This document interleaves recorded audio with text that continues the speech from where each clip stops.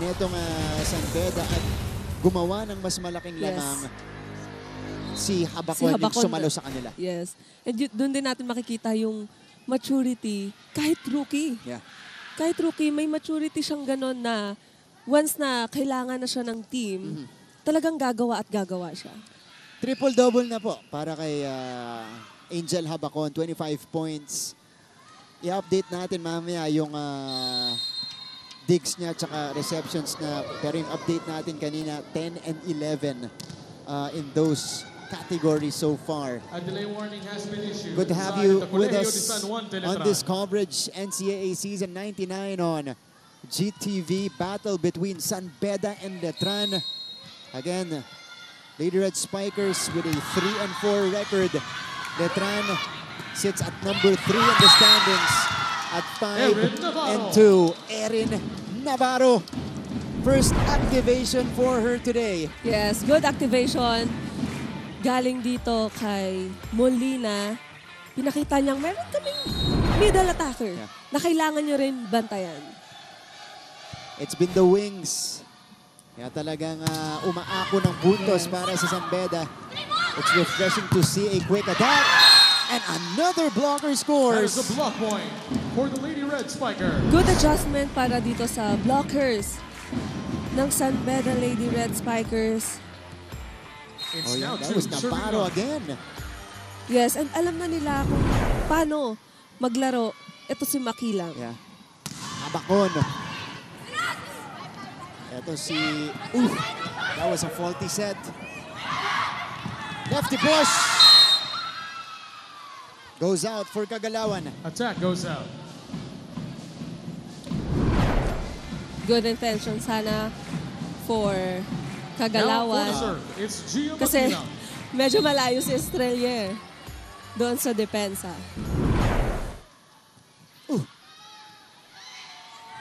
Abraham. Selva with a dig.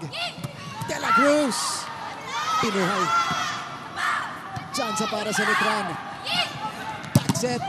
Judel. That one was deflected. Judiel Nitura. But she scores again. 2-all. Ito hinihintay natin mula sa Letran. She's been getting isa, dalawang puntos in stretches, pero mas matagal yung pagtigil niya. Yes. Actually, nung first set, yun yung magandang kinilos niya. Yeah. That's right. Wow. Back-to-back points for Nitura. And ito, siya yung mas binibigyan ng bola ni Estrella dito sa ating set 4. A masterful cut shot right there. It's now 3-32. Oh, over reception. De La Cruz. Royce De La Cruz. Regalo para kay Royce De La Cruz. Ang daming over reception dito sa San Beda na nakukuha or napupuntos nitong Letran. It means na, kumbaga, aggressive yung mga nasa floor defense nila. Over-receive ulit yan. Oh. Here comes Letran. Yan Martin. Covered. Abraham. Nasa likod si Silva. Martin again. Habakon saves it. Kagalawan. Doon si Makilang. Nitura. Drop ball. And Judel with 3 straight.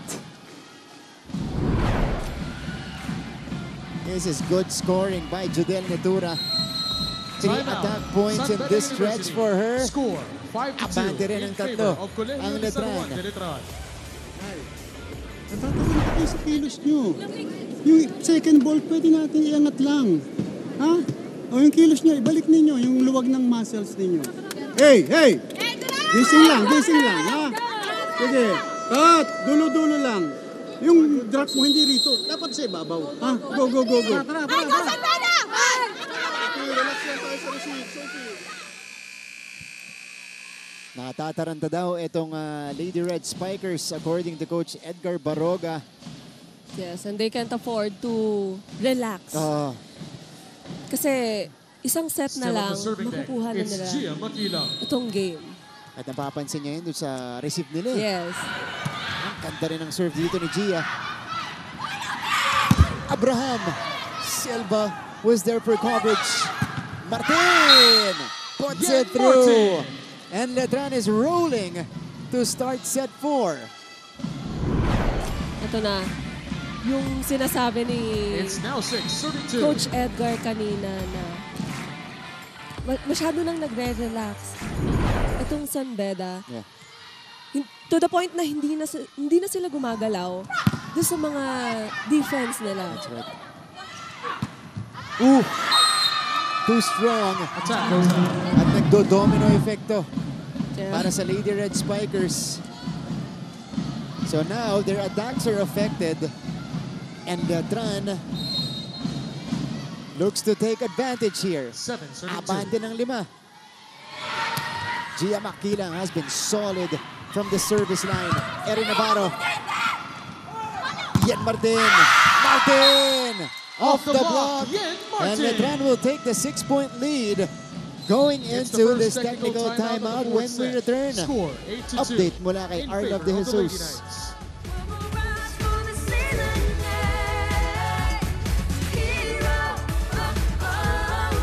You won a rookie MVP. I feel like this is the sweetest feeling for you, especially returning to the NCAA. Your thoughts on that? Kasi syempre, ikaw, alam ko, ang expectation mo sa sarili mo, mataas. Pero syempre, hindi mo naman i-goal na mag-rookie MVP. Ano naman yung mga feelings mo, thoughts mo about winning rookie MVP? Yun, exactly.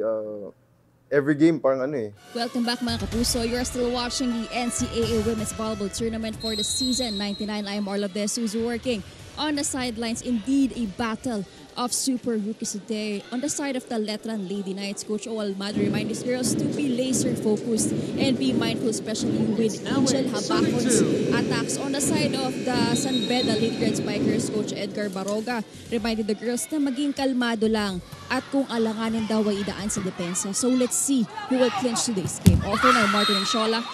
Maraming salamat, Miss Arlov de Jesus. This will be a battle of composure.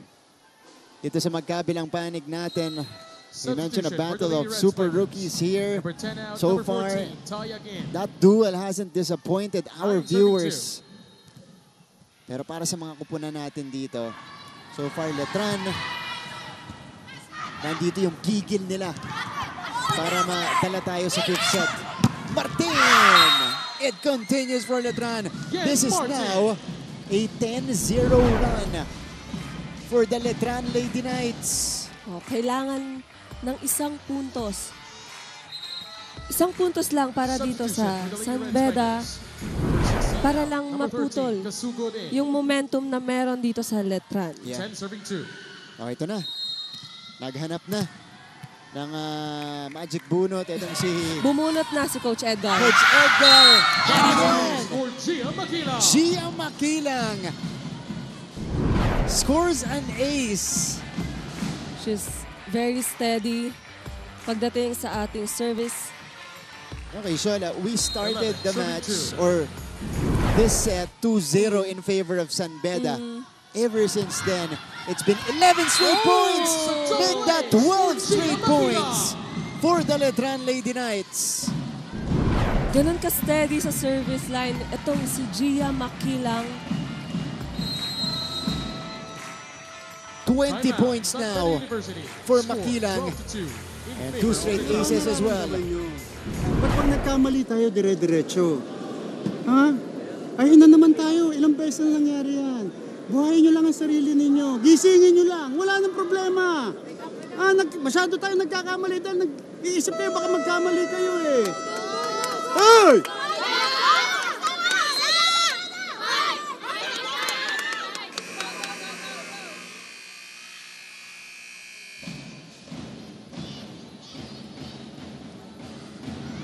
Yeah. Ginigising na. Ginigising nga. Tsaka medyo, papansin nyo talaga medyo nag-overthink itong San Beda sa mga igagalaw nila. Na dapat hindi, kasi sila yung abante sa laban. Yes. And also dapat yung momentum talaga nasa kanila. Banggitin natin yung magagandang serve dito ni Makilang. Fueling this 12-0 run, make that 13-0 now. Judel unleashes another cross-court hit. Wow, nahihirapan itong San Beda Red Spikers kumuha ng puntos since si Angel Habacon ay nasa back row. Ito. Service goes out. Okay. Kung ako si Coach O, okay lang. Kota na si Gia Makilang sa service line. Okay lang, okay. Now up for the serve. Napagod. She served for 13 straight points. Kasugod.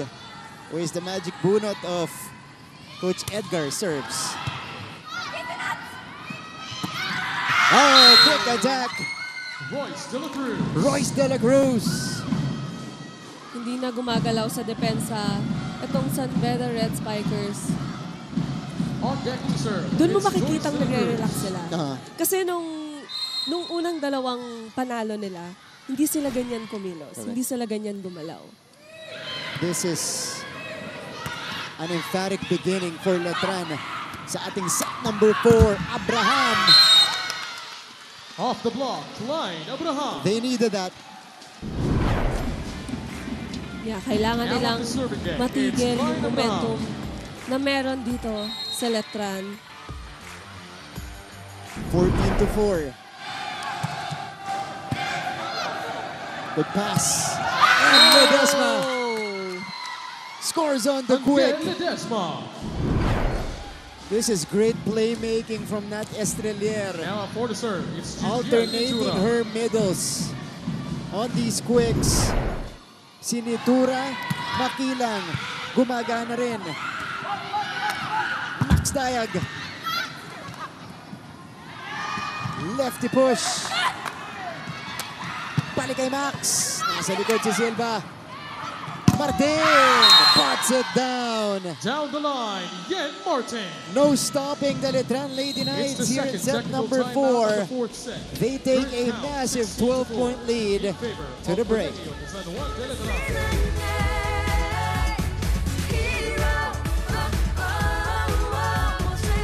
What was the most shocking transfer to you? Yung nakita mo last season na pwede ko itong kakampi. Pagkakampi ko to, champion kami.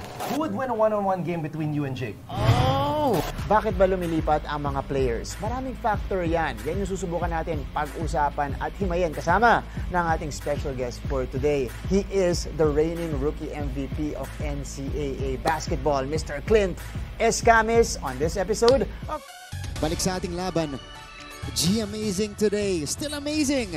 20 points, 5 excellent digs, and 2 excellent receptions. Getting it done offensively, defensively for the Lady Knights. Grabe.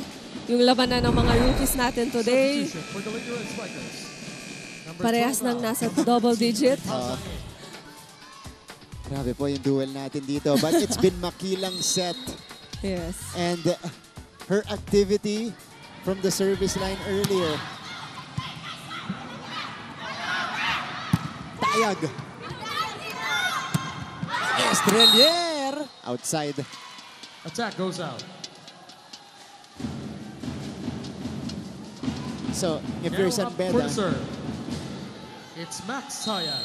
Ang ano mo na lang dito, ang goal mo dito, of course, is to create a big momentum. Yes. Diba? Mahabol mo, hindi mo mahabol. Basta nasa iyo yung momentum. Yes. Angel, too strong. Attack goes out. So now, Letran is it's Yen Martin to serve. Making quick work of San Beda dito sa set 4 natin. Martin with the jump serve. Molina. Habacon. Angel is now in her more comfortable spot at the front. Stepping up to serve. Yes. Kanina, doon nahihirapan yung San Beda. Nasa likod pa kasi si Angel. So, this time, tignan natin kung ano yung kaya niyang gawin. Or kaya niyang habulin dito sa set 4. Underhand set. And Makilang will score her 21st point in the match. Pero kailangan muna nila ng isang magandang depensa para sa mga attacks ni Makila. 18-6. Pinriple ng Letran yung score dito ng San Beda. Off speed. Drops in for Angel. 27 points now for Habakon. 2 consecutive points for Angel. It's Kat Molina. Kailangan magkaroon ng depensa. Or kahit maitaas lang nila yung bola dito sa San Beda para maka-atake si Angel. Regalo! Woo! Estrelier! Sending it back! Nakita niya na si Angel doon. Wow! Regalo na! Pero may pader na nakaabang. Binantayan na. 19-7. Ooh! That goes straight to the net.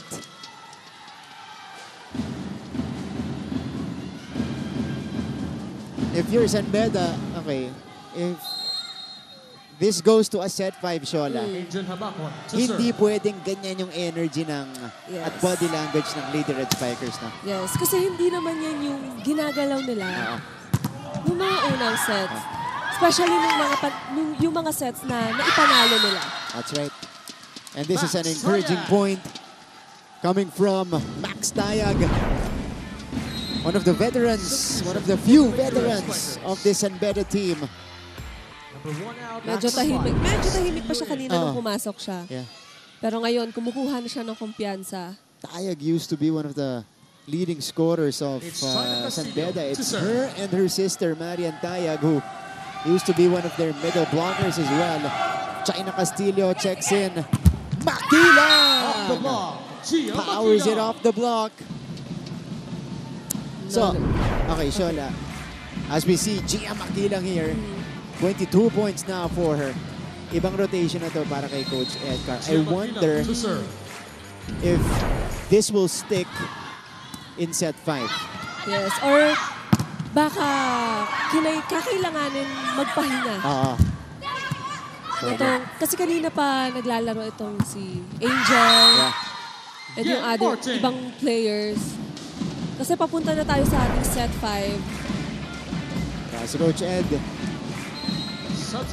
nire-reserva muna itong kanyang mga main gunners. Yan Martin in the meantime, giving Letran the 21-9 lead. Espina is now on the court. 21, serving 9. That's Gina Espina. So these are the second stringers for the San Beda Lady Red Spikers. Now on the floor for them. As Coach Ed prepares for a battle in the 5th set. Letran on the attack. Martin, bumalik. Outside.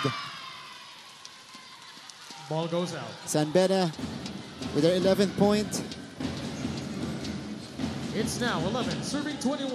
Ang feeling ko din, si Coach Edgar, mas pinag-iisip niya ng maayos yung mga ace player niya para mas gumana dito sa ating set 5. Kasi mas nakikita nila yung court, Yes. mas nakikita nila yung mga spot na pwede nilang atakihin.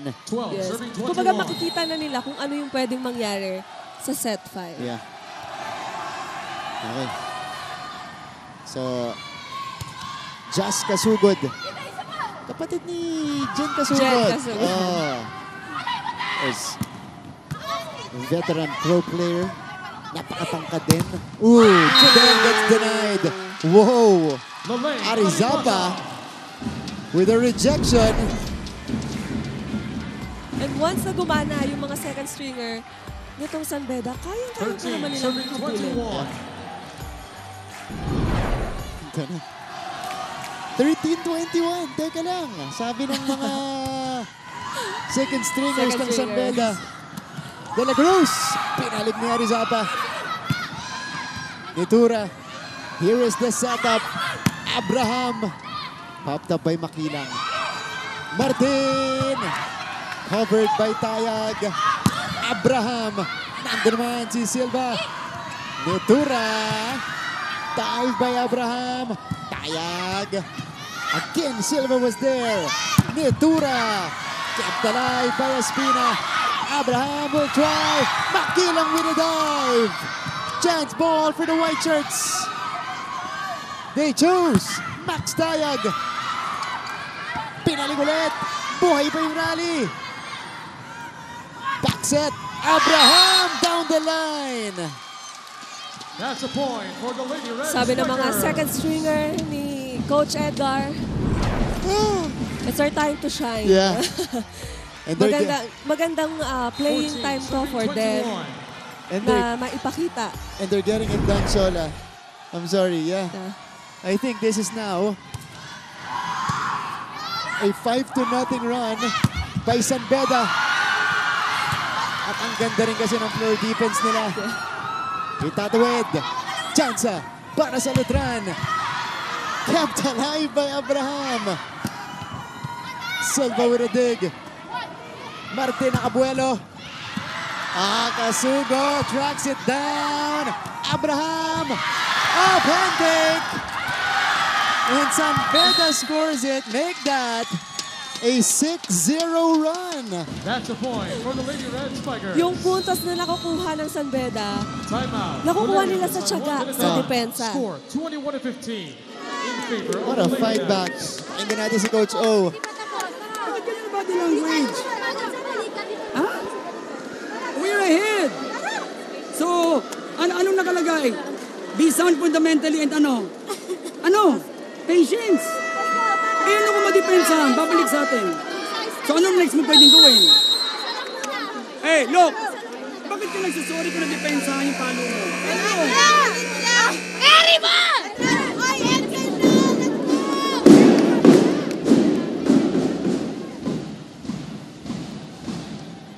Coach O finally calling a timeout after a 6-0 run.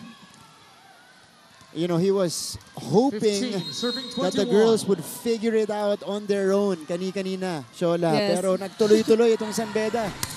And ito yung malaking challenge para sa Letran. For Wow. Jazreel Kasugo. Service ace. And nakikita ko San Beda, si second stringer ng San Beda, na ina-enjoy lang nila yung moment na nasa loob sila ng court. 16, Wow. serving 21. Buenas na serve mula kay Kasugod. 7-0 run. And she continues to serve well. De La Cruz popped up. Kept alive by Silva. Martin. Doon si Kasugod. Over to Tayag. Silva was there. Martin will try. Popped up again. Chance ball to. Here comes Letran. Nitura. Return to sender. 8-0 run Point goes to for the Red Lady Red Spikers. Spikers. Wow! Depensa ang naging puhunan ng San Beda. Kasi kung iisipin mo, 17, Martin, serving pagdating sa 21. attacks, mas maraming umaatake para sa Letran. Pero since nadedepensahan nga nitong San Beda, yung frustration sa mga attackers nitong Letran, Yeah. nandyan na. Nakaka-apekto na. O, ito pa. Tayag! 9-0 run for the Lady Red Spikers. It is fueled Substitution for Letran. by this Number bench 7 mob out. of Coach Edgar Number Baroga. 17, Tapang in. Ito yung 18, kagandahan serving 21. kay Coach Edgar na yung tiwala niya sa mga second stringer niya, nandun talaga. How about the serving of Kasugod? Oh, free ball. Espina. Abraham. Bumalik. It's an error on Letran. That's a net touch to the side of the Lady Knights. 0 run. The Lady Red Spikers. A net touch. A crucial net Timeout. touch. Colegio de San Juan de Letran. Score 21-19. Coach O will burn in a favor timeout. of the Lady Knights. Nag-worry kayo masyado eh. Namin yan. Ha? Ang ginagawa nyo, tinitingnan nyo yung bola kung inside or outside. You have to do your fundamentals. You have to move back. Sige po. Hindi Ganun kami din. receive namin yan. Maintindihan. Pangalawa, pag nasa atin ang bola, kung anong tama. Girls, I need the positive body language. Come on! Hindi pwede mag-worry. Di ba tapos? A few minutes ago, we thought the set was over already, with Letran leading it 21-9. A massive 10-0 run. 19 serving 21. Spearheaded by the second stringers of San Beda, puts them back in it. Kung gaano katibay si Makilang kanina sa service line, ganun katibay din si Kasugod. You see the run. Tayag! Nandun si Silva. Estrelier! Tapang! Finally! Off the block. Stops the bleeding for Letran. Gandang palet para kay Coach Oliver. Yeah. Naputol niya yung momentum for San Beda. So 22-9. Royce De La Cruz will start. Oh! 2-1. Service goes out. Costly service error. That one goes wide right. Stepping up to serve, it's Klein Abraham. We can see yung pressure na meron dito sa Letran. Ganun kalaki yung effect ng ginawa ng second stringer ng San Beda, Lady Red Spikers. Tapang! Oh! Tug up! Oh! 1-2! Gina Espina with a gutsy move! Wow! Woo! Ang gandang depensa. How about that dig from Castillo? Rock steady. And then Espina with the decision at the net. 21, serving 22. Nakita na natin lahat sa laban na to. Ito na yun. Lahat ng pwede mangyari. Oh! Service error. Oh, that gotta hurt. That has to hurt for San Beda. That's gotta hurt for them. It's Judiel 23-21. Okay. Judel with a solid serve. It's an ace for Judiel. Service ace for Nitura. Set point. Letran Lady Knights. It's Judiel Nitura now What a serving at serve. set point. And yung palakpak. Yeah. Yun yung nagdala doon. Better pickup. Tayag with the angled hit. Wow! San Beda is not yet done. First line. On deck to serve, it's Max We Tayag. talk about Max Tayag, who used to be one of their main gunners. Now she goes to the service line. Lea Tapang. Too low. Too straight for San Beda. And they also save 2 set points.